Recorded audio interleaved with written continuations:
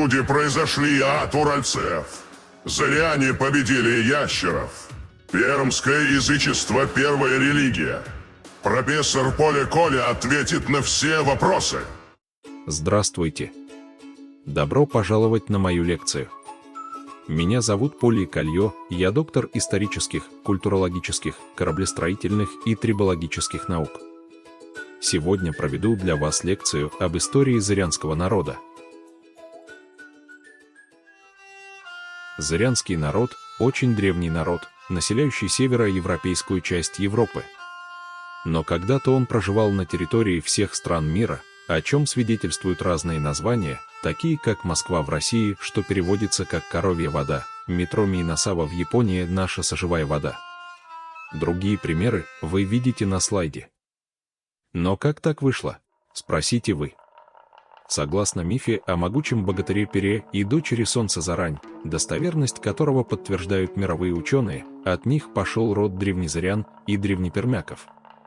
Из Маньчжурии, в которой они и зародились, о чем свидетельствует генетика, и их первые флаги, солнце, хомяки распространились почти всему земному кругу. Кстати, именно древнекоми впервые зафиксировали существование динозавров, которых изображали на пермицком зверином стиле. На границе с Европой древнепермяне и распались на две общности, вторая из которых и стали индоевропейцами. Это подтверждает и схожесть наших языков, компьютер, мир, древний, рисунок. После распада людей более развитая часть, то есть древнекомяки, создали страну под названием Биармия, что располагалась на территории Европы, но отколовшаяся от народа часть напала, что зафиксировано в эпосе Курыцбыль, а это доказывает существование письменности у древнезырян, которую потом заимствуют шумеры. Те начинают истреблять великий народ Пермь, которая в итоге умерла, но потом выжила. После этого наступает период образования второй Биармии последними людьми Мансой и Арием благодаря великому богу Нум. Кстати, именно от зырянской религии произошли другие. Например, неопровержима схожесть религии с православием, ибо у коми тоже был монотеизм, и они верили в бога Ина, а наличие у этого народа бога ветра, стула, подорожника, например, потом заимствовали у зырян народы Антарктиды, или можно сравнить календарь ацтеков и древнепермский, маски Африки и уральские, они идентичны. К сожалению, многие ошибочно полагают, что русский народ является славянским, что в корне неверно, ибо очевидно его финно-угорское происхождение, о чем можно узнать из книги доктора ветеринарных наук и бывший депутат Госдумы Фатиха Сибагатуллина.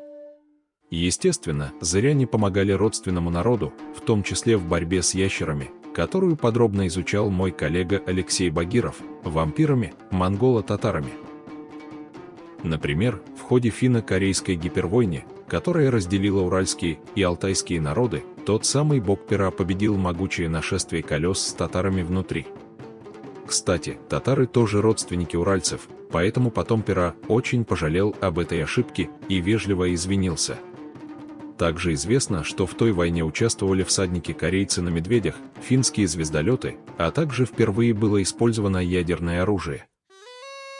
Подробную и точную историю Биармии также можно прочитать в работах пророка Фалистрат Калалеевича Жакова.